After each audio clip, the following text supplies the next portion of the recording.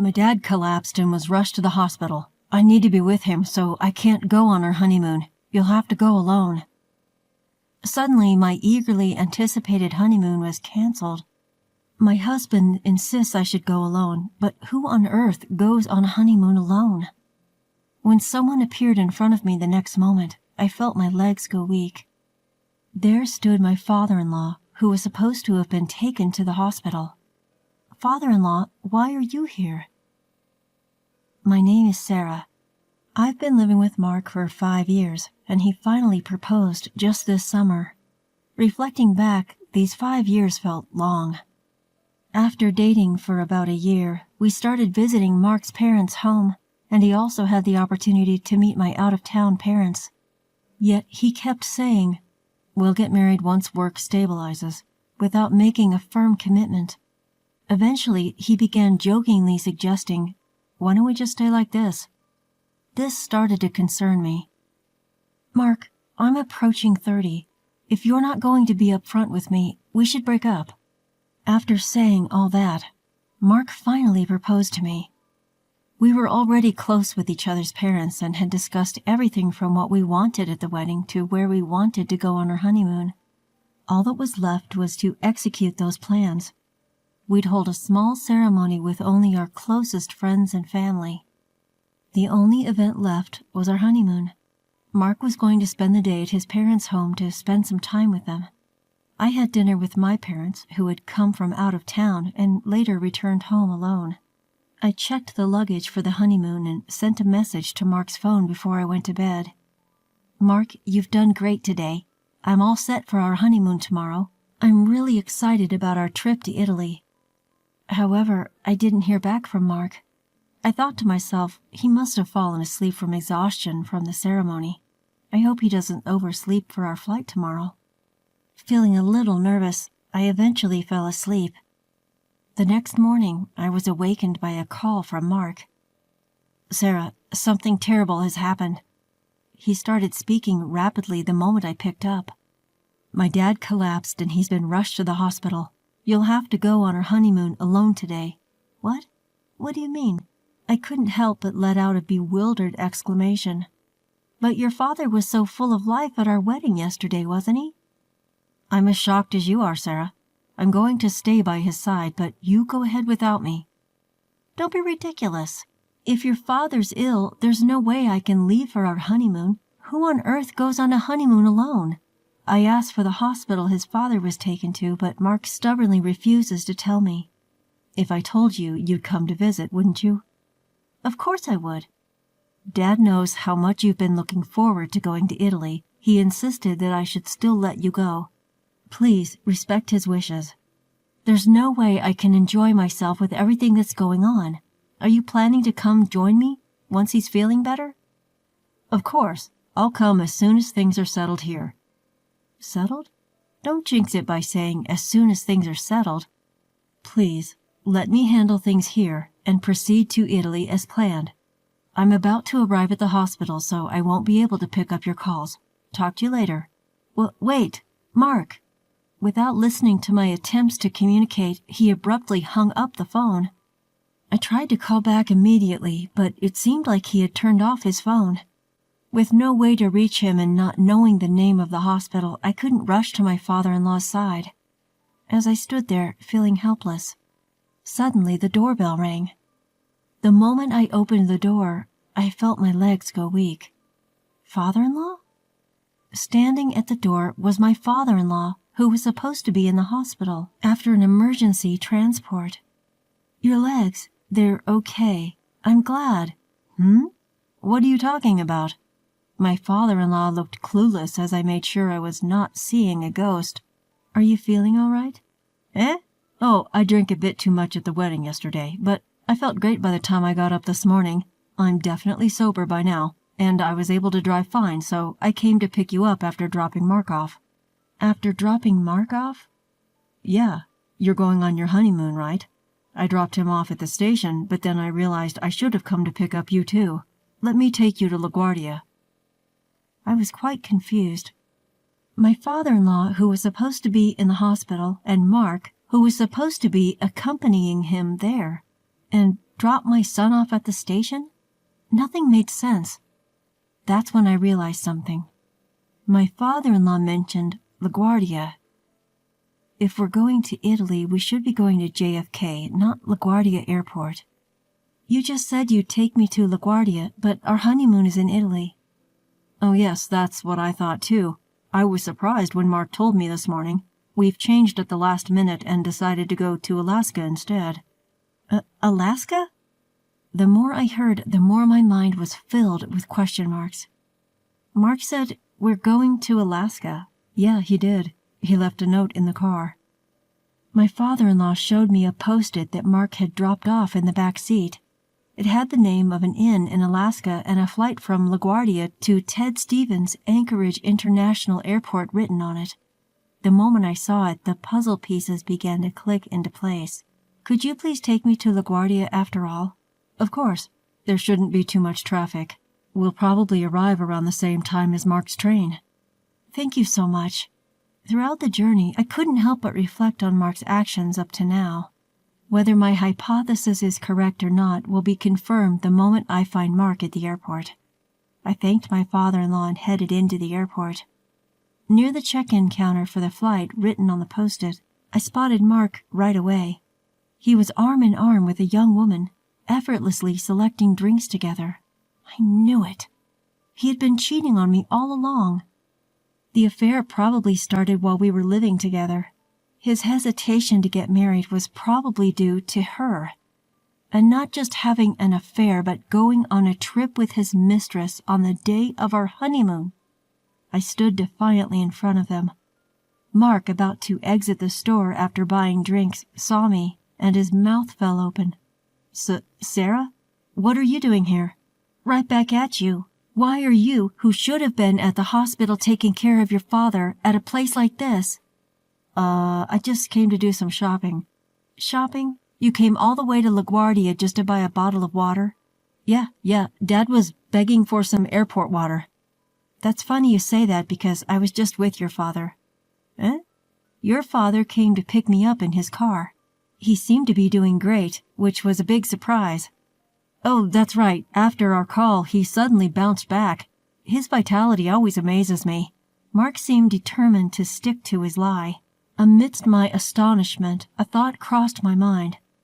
I want to witness the kind of excuse this man will come up with next. So, who is this woman right here?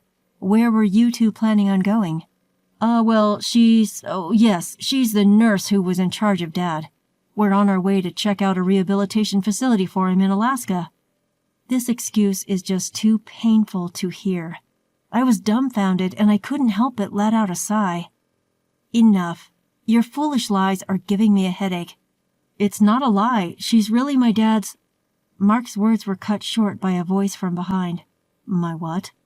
When I turned around, there stood my father-in-law. Father-in-law? I thought you headed home. I noticed something was off with you, Sarah, so I parked the car and followed you. It seems like it was the right choice. With his father before him, Mark, realizing that his lies weren't working, was visibly acting suspicious. In response to his behavior, my father-in-law asked in a stern voice, So who is this woman? Well... Just as Mark started fumbling for words, the woman beside him broke the silence. I'm Amy, Mark's girlfriend. Upon hearing this, Mark swiftly covered her mouth. Hey, what are you saying? You have to speak clearly, Mark. You don't love your wife. Hurry up and get a divorce with her. Wait. Just be quiet. Why should I? You promised to leave your wife to be with me. Isn't that why you chose me over her today? That's because you threatened me by saying if you don't go to Alaska with me today, I'll expose our relationship. I see, so that's what it is. I coldly told him. So in other words, you were having an affair with that woman. Then Amy glared at me and retorted, It's not an affair. Mark and I are serious about each other. He never wanted to marry you. By this point, I didn't even feel like arguing. That's fine. Do as you please. Leaving the two of them there, my father-in-law and I exited the airport. It was 5 days later that Mark returned home. The doorbell rang, and so I talked to him through the intercom. Sarah, I can't unlock the door. Can you open it for me? Oh, about the lock. I changed it. You changed it? Why would you do something like that without telling me? I don't like the idea of a stranger having a spare key to my home. A stranger? Are you talking about me? Who else would I be talking about? I've already prepared the divorce papers, so just quickly sign them. Wait a minute. Let me in first. We can talk after that. Keeping the door chain on, I passed the divorce papers through the crack. There's nothing for us to talk about. Once you sign the papers, can you leave immediately? Don't be so angry. I've decided to break up with Amy. Huh? What do you mean? Well, she's terrible. I agreed to go to Alaska because she threatened to expose our relationship, and all she did was complain that the inn was old-fashioned and the weather was bad. It wasn't fun at all. So I clearly told Amy I have no intention of divorcing my wife. Please break up with me. I couldn't care less whether you and that girl break up or not. The only choice I have is a divorce, even if you don't agree. Don't say that. Are you angry because we couldn't go to Italy? Well, it's a little late, but shall we go now? Are you out of your mind? How can you even suggest that? I was wrong to think that I could have a reasonable conversation with him for even a second. There's no way a man who cancels his honeymoon and goes on a trip with his mistress has a reasonable thought process. Sign the divorce papers right here, right now. And also, sign this document. I handed him another document through the crack. What is this document? I had prepared this through a lawyer while he was away on his trip. It was a written agreement for the payment of alimony and the cancellation fee for our honeymoon. Look, I'm saying I don't want a divorce. You're the one who wants a divorce, so why on earth do I have to pay alimony? I'm saying I want to give us another shot. Seriously, there's a limit to how much common sense you can ignore. It's evident that infidelity comes with consequences like this alimony. The decision to start over or not isn't yours to make, considering you're the one who cheated. And what's this cancellation fee about? We don't get a travel fee refund because we canceled our trip on the day. Since it was you who caused the cancellation, it's only right that you pay for all of it, isn't it? I told you go alone. Not going was your decision. How could I possibly go on honeymoon alone? Not only that, but you also lied about your father being critically ill to cover up your affair. There's no way I could have gone in that situation. Well, I really wanted to go to Italy with you too, but I was threatened by Amy and had no other choice. You wouldn't want your husband to lose his job because he's exposed at work, would you? She threatened to expose you at work? Yeah, that's right. If she says she's going to do it, she will. It's all Amy's fault. Surely Amy does have a kind of vibe where you can't predict what she might do once she sets her mind to it. Considering she even declared, "I'm his girlfriend," directly to his wife, she must be quite a wild one. In fact, I was relieved. With an opponent like Amy, Mark would self-destruct even if I didn't do anything. All that was left to do was somehow to get him to sign the divorce papers. Pretending to be worried, I deliberately asked him, "Hey, are you sure it's okay for you to be here?" "What do you mean?" "You broke up with Amy, right? Wasn't she angry?" "Of course she was angry, but I'm done with her." "Well, you might be fine, but what about Amy? Given her personality, I wouldn't be surprised if she storms into your office and exposes you." "Indeed, that would be disastrous. I need to go to the office and stop Amy." "Sarah, please, pass me my company key card." "This one?" I pulled out Mark's company key card from his drawer and showed it to him. "Yeah, that's the one." I quickly shook off Mark's hands as he tried to take it through the chain gap. "I'll give you the key card in exchange for your signature on the divorce papers and the payment agreement for the bill." "But..." With this, Mark would probably agree and sign. "Have you decided? You better hurry. Amy may beat you to the office." "Ah, all right." Reluctantly, Mark signed all the documents and passed them through the door gap. "Here, this is good enough, right? Hurry up and give me the key card." Once I handed over the key card, Mark ran off, heading towards the office. I went to the courthouse to submit the divorce papers as well as hand the signed payment agreement to my lawyer. It was a relief that at least the money issues had been sorted out. The next day, I received a frantic call from Mark. "Hello?" "Ah, Sarah." What do you want? We are legally strangers now. We have nothing to talk about. Wait, don't hang up on me.